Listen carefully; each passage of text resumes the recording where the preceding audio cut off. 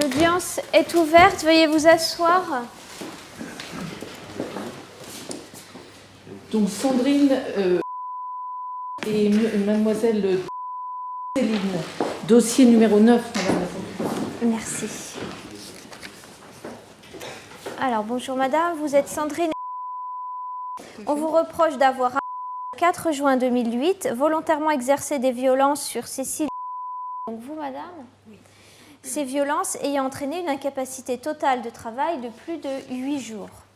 Alors, je vais reprendre le contexte de ce dossier. Il faut savoir que madame, au moment des faits, vous êtes en couple avec monsieur depuis à peu près 8 ans et vous avez avec lui un enfant qui a à peu près 2 ans, un peu plus de 2 ans à cette période-là.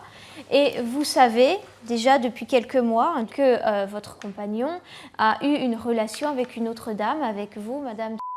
Vous savez qu'il a eu un enfant aussi avec cette dame, un enfant qui a un peu plus d'1 an au moment des faits. Bon. Le soir des faits, où ça se passe? Monsieur, il est à une soirée au stade de rugby.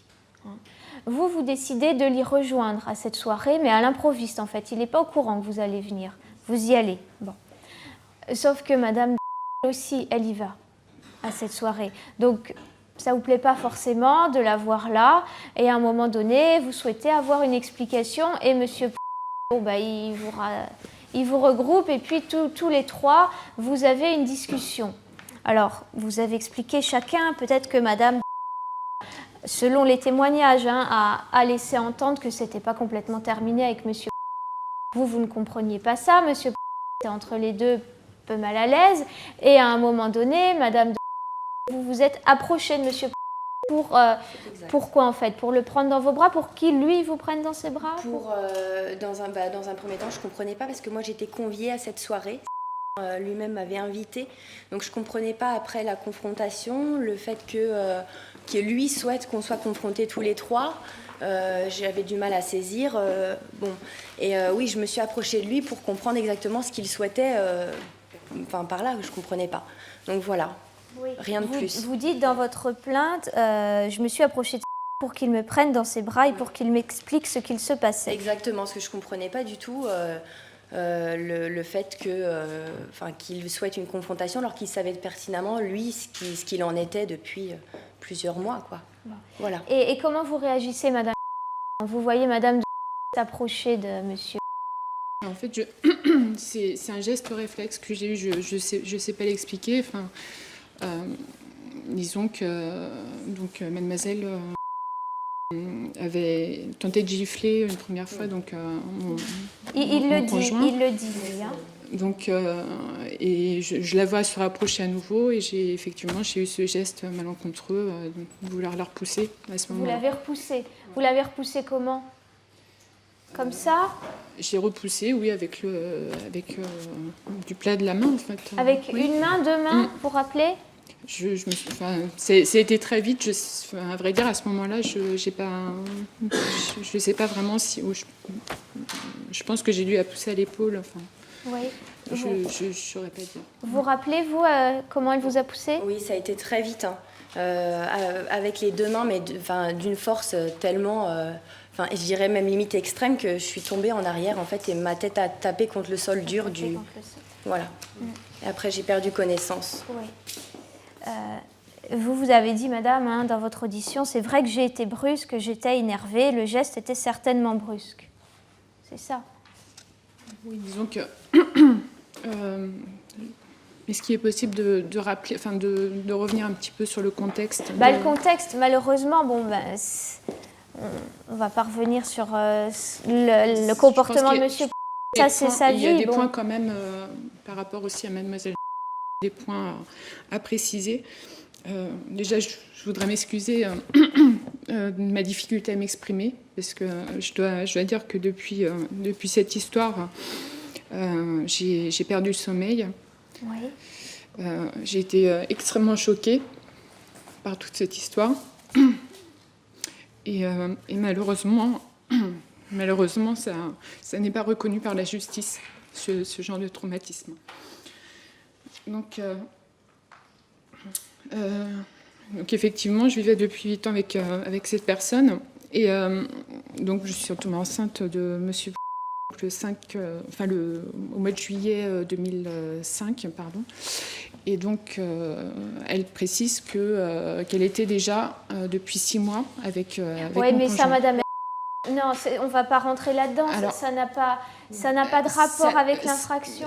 Ce qu'on comprend... Je voulais quand même préciser. le rapport avec l'infraction, on ne va pas dire qui est acheté. coupable. Il ne s'agit pas de dire qui est Bon. coupable, mais ça, vous ne pouvez pas dire que ça n'a pas de rapport avec l'infraction. On Les avait détails acheté. n'ont pas de rapport Attendez, avec l'infraction. laissez-moi s'il vous plaît terminer mon raisonnement. Vous voyez, on ne va pas essayer de savoir qui a une relation sexuelle avec qui, à quel On s'était jour. engagé. C'est pas ça la question. Disons qu'elle était au courant de la situation. On s'était engagé dans l'achat Oui, d'une mais maison. C'est moral, ça. On a acheté donc. On a acheté cette maison en août 2005. Elle était au courant effectivement que monsieur engagé dans une vie commune avec moi, et donc on s'engageait dans l'achat de cette maison. Et dans cette maison, il y avait énormément de travaux à effectuer. Donc on s'est énormément investi dans cette maison. J'ai moi-même fait toute la décoration. La veille d'accoucher, j'ai repeint la chambre, notre chambre commune. On peut dire que je leur ai fait leur nid d'amour, finalement.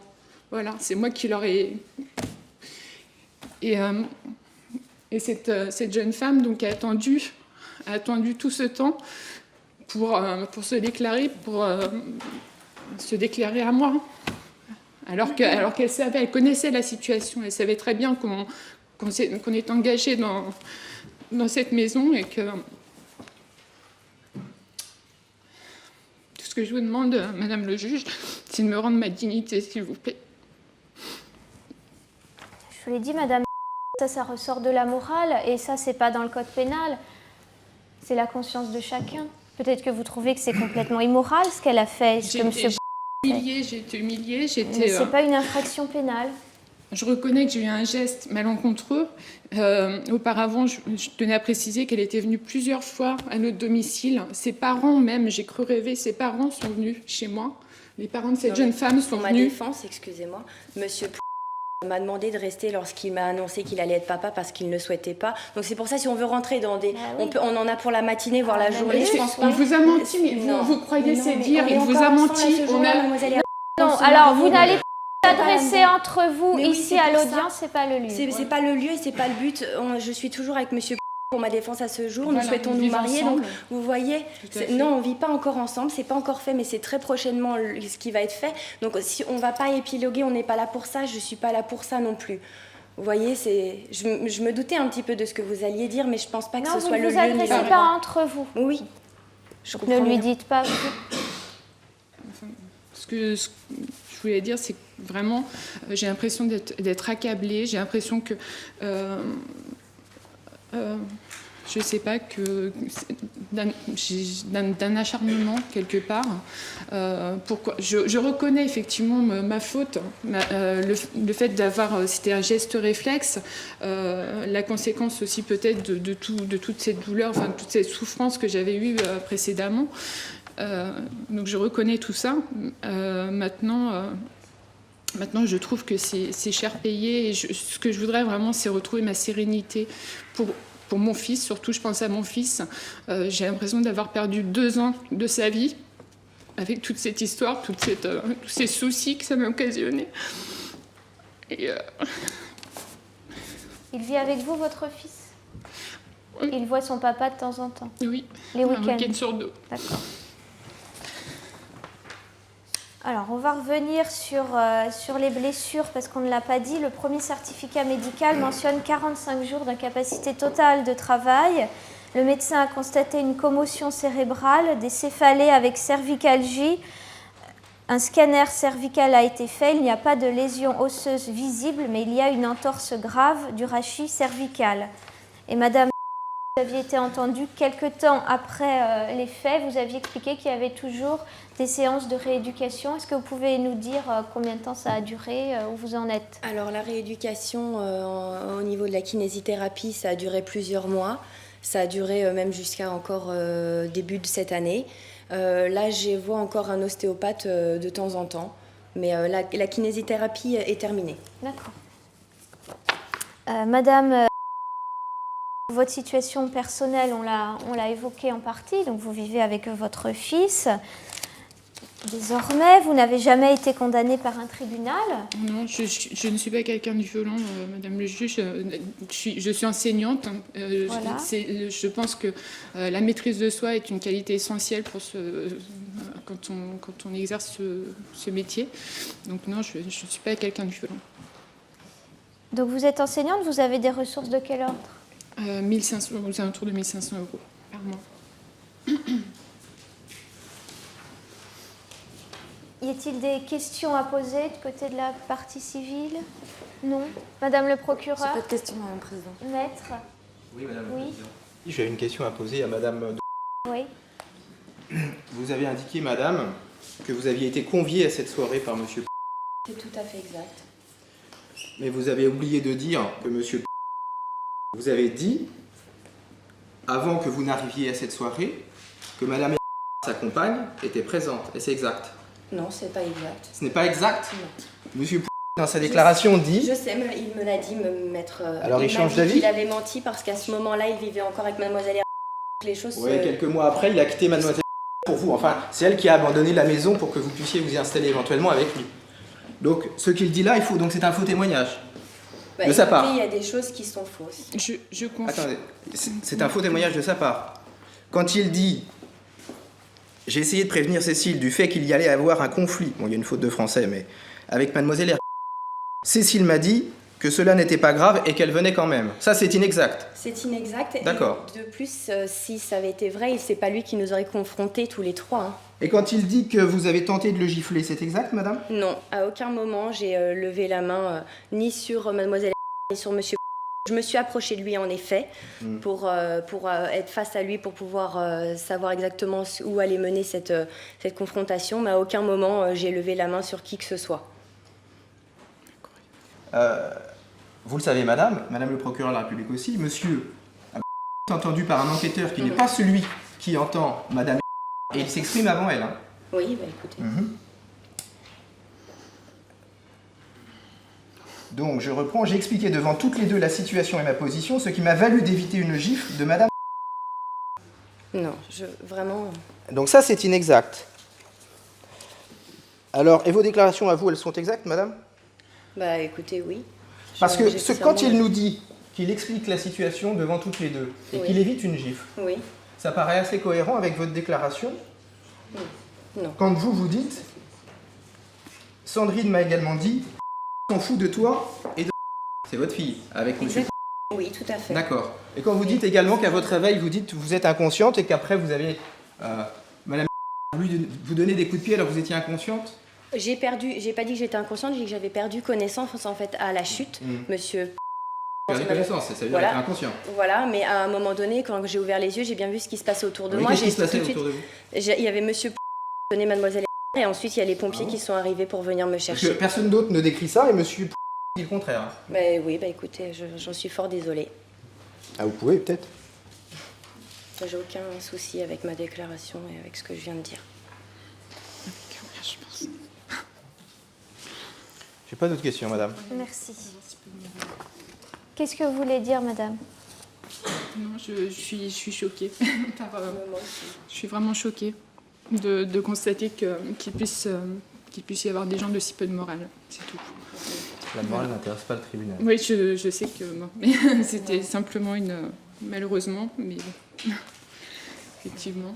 Alors, s'il n'y a plus de questions, on va passer aux parties civiles. La caisse primaire d'assurance maladie se constitue partie civile. Elle demande votre condamnation, madame, à lui rembourser 1 850 € et 13 centimes, qui correspond à tout ce qu'elle a dépensé suite aux blessures, et aussi une indemnité forfaitaire de 616 € et 71 centimes. Madame, vous pouvez retourner vous asseoir dans la salle. Madame, vous pouvez vous asseoir au premier rang. Et la parole est à vous, maître, pour la partie civile. Madame la Présidente. Donc, on comprend bien dans cette affaire les difficultés de cette relation à trois. Mais aujourd'hui, les violences qui ont eu lieu à l'égard de Madame sont loin d'être justifiées et loin d'être proportionnées. Aujourd'hui, vous avez à la barre Mademoiselle qui se pose un peu en victime. Elle est choquée, elle n'endort plus la nuit. Qu'est-ce que pourrait dire Mademoiselle suite à ça? Parce que ces souffrances à elle, elles ont été physiques, elles ont été aussi psychologiques. Son préjudice, il est loin d'être insignifiant. Nous avons quand même 45 jours d'ITT. Nous avons un traumatisme crânien avec surtout une entorse cervicale. C'est des souffrances toute la journée. C'est des prises de médicaments pour éviter la douleur. Et donc ça, je peux le dire en connaissance de cause, puisque j'ai vécu la même chose l'an passé. Donc, Mademoiselle explique que ce jour du 4 juin, elle était conviée, elle, à cette fête, et qu'elle ne savait pas, hein, contrairement à ce que Mademoiselle allait dire, elle ne savait pas que Mademoiselle allait venir. Elle est venue à l'improviste avec son fils. Quelques minutes avant d'arriver, elle avait prévenu Monsieur qu'elle arrivait, mais c'était pas du tout prévu. Donc Monsieur un petit peu retrouvé coincé entre les deux, parce qu'à cette époque, il jouait encore un petit peu sur les deux tableaux. Il vivait encore avec Mademoiselle. Il tentait de se séparer d'elle, mais il n'y arrivait pas. Et donc, de l'autre côté, il lui disait « Je me suis séparée de Mademoiselle ». Mademoiselle de lui disait exactement la même chose, à savoir qu'il allait quitter sa femme et qu'il allait vivre avec elle. Et donc, les déclarations de Monsieur, on vient vous dire que c'est les déclarations d'un témoin tiers au procès. J'aimerais vous dire que le mot tiers ici n'est pas tout à fait approprié, puisque ces déclarations, aujourd'hui, elles reflètent bien à Monsieur le fait qu'il a essayé un petit peu de minimiser les violences de sa compagne à l'époque pour essayer d'apaiser un petit peu les conflits, et surtout parce qu'il voulait arrêter cette relation et faciliter la séparation. Aujourd'hui, s'il était là, peut-être qu'il dirait autre chose. En tout état de cause, aujourd'hui, il est avec Mademoiselle de... Donc, au total, tout préjudice confondu, Mademoiselle sollicite aujourd'hui la somme de 6 245,21 €, dont elle justifie par toutes les pièces que je vous verse au dossier, et l'allocation de la somme de 1 000 € au titre de l'article 475.1, qui comprendront donc bien sûr les frais de justice, de la médiation pénale et également aujourd'hui devant votre tribunal. Merci, maître. Madame le procureur, vous avez la parole. Merci, Madame le Président. Alors bien sûr qu'il était important de rappeler le contexte, d'aborder le contexte particulier de cette affaire. Pourquoi ? Pas pour effectivement rentrer dans ce qui ressort de la vie privée des gens, mais pour expliquer pourquoi ma mère qui, je pense que tout le monde l'a bien compris, n'est pas une habituée des prétoires, pourquoi est-ce que finalement elle a commis cet acte de violence. Alors c'est important d'aborder, c'est important d'expliquer, et puis c'est important également de ne peut-être pas en dire trop, de garder une certaine retenue, puisque nous ne sommes pas là aujourd'hui pour porter un jugement sur ce qui ressort du domaine privé, sur ce qui ressort de la vie personnelle des gens. Aujourd'hui, on est là dans une enceinte publique, dans une enceinte de la République, dans une enceinte dans un tribunal correctionnel. On est là pour juger d'infractions qui sont prévues par le code pénal. Alors, ce qui est certain, c'est que ma mère a bien reconnu qu'elle a eu ce geste, qu'elle a poussé la victime, qu'elle n'avait peut-être pas prévu que ce geste et ces conséquences-là, que ce geste allait causer, en tout cas une ITT, une interruption de travail aussi importante. Ce geste aurait pu avoir des conséquences bien plus graves, mais le code pénal est bien clair, la jurisprudence est bien claire. Ce qui est important, c'est de déterminer si on a eu ou pas cet acte de violence. Peu importe après que la personne ait prévu ou pas prévu, en tout cas qu'il s'en suive de telles conséquences. Ce qu'il est nécessaire de déterminer, c'est que l'acte volontaire de violence a bien eu lieu. Aujourd'hui, je demanderai de la condamner à une peine d'amende de 500 € qui sera assortie du sursis. Et je demanderai également, enfin en tout cas je ne m'opposerai pas non plus à la demande de dispense d'inscription au bulletin numéro 2 du casier judiciaire, eu égard à la profession qui est celle de la prévenue. Merci Madame le procureur. Maître. Madame le Président, notre code il est truffé de morale. Et c'est la morale de la philosophie de nos Lumières. Quelle date a-t-il été prononcé ? Rédigé plutôt, sous la dictée de notre premier personnage historique réel, au moins celui qui a pu rayonner sur l'ensemble de la planète. Mais si, c'en est plein de morale. C'en est plein. L'intégrité corporelle, la chrétienté. Alors il faut l'appliquer. Il faut l'appliquer. Voilà, évidemment. Et j'entends Madame le procureur de la République, et je ne suis pas du tout d'accord avec elle. Elle évoque le contexte, etc. Enfin d'accord, si. Mais Madame la procureure de la République, pardonnez-moi, ce qu'elle nous dit, c'est Balzac, c'est Chabert. Qu'est-ce que je suis, moi, justiciable, sinon devant la justice, qu'un numéro?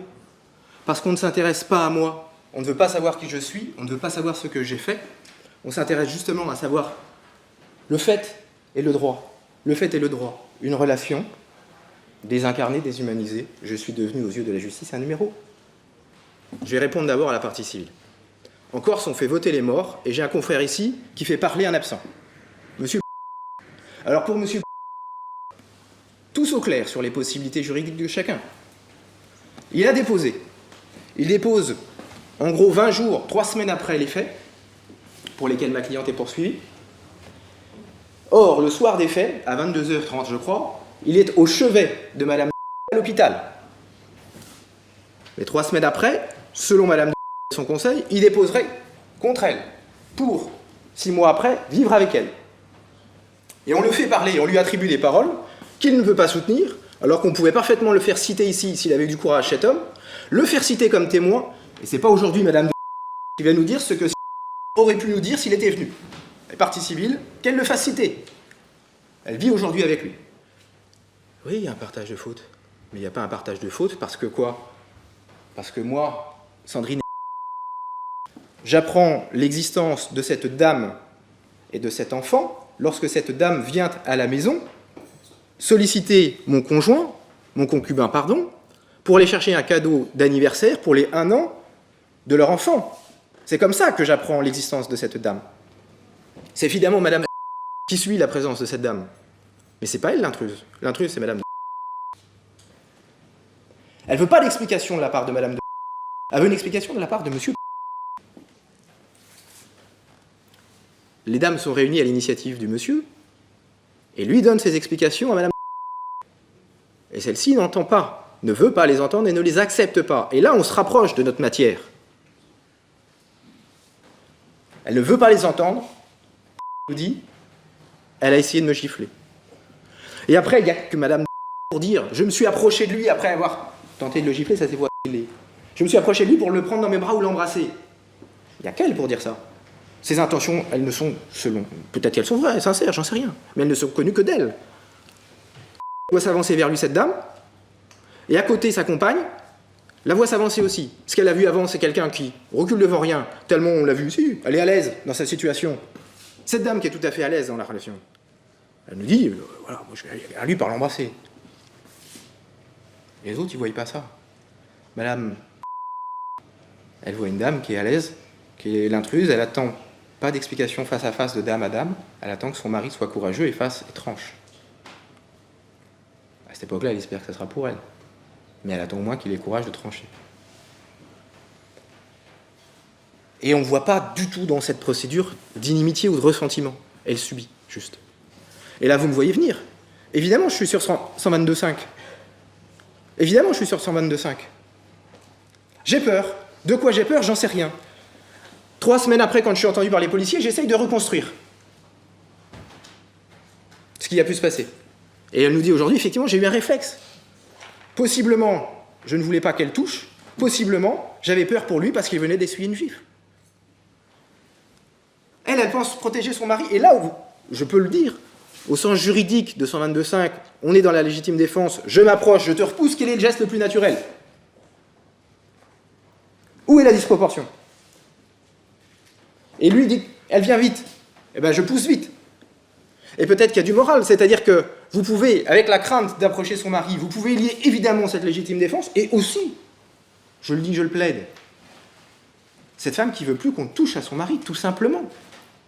Quelle que soit la nature de l'acte, d'accord. Mais il y a les deux mêlés. Et vous ne pouvez pas, dans votre décision, faire la part du feu en disant, il y a la dame jalouse, et il y a la dame protectrice.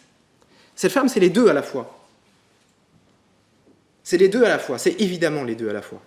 Et c'est pour ça que je conclus aussi en disant, vous pouvez relaxer sur la légitime défense pour autrui.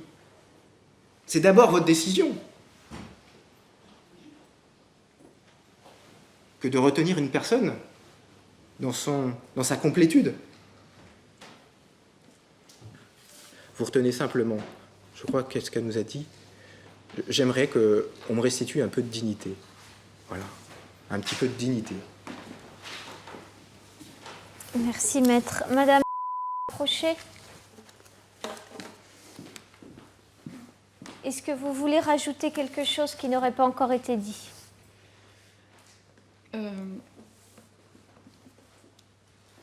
Enfin, disons que... Excusez-moi, je suis extrêmement émue, là. Je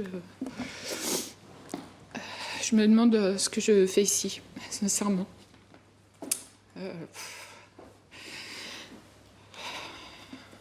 Et...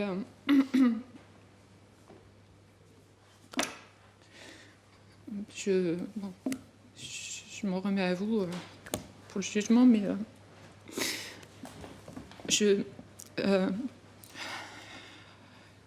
disons ce que je voudrais, ce que je vous ai dit tout à l'heure, c'est retrouver un peu de sérénité, surtout pour mon fils.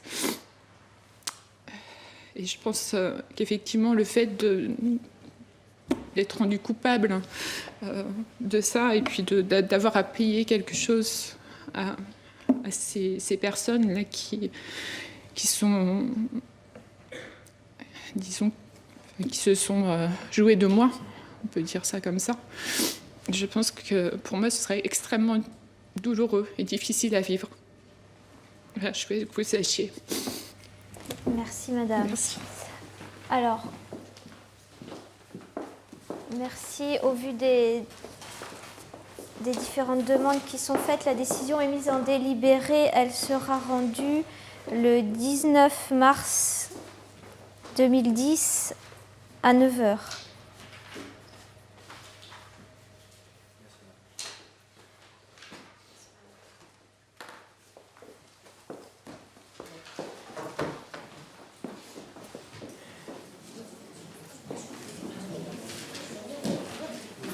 L'audience est levée.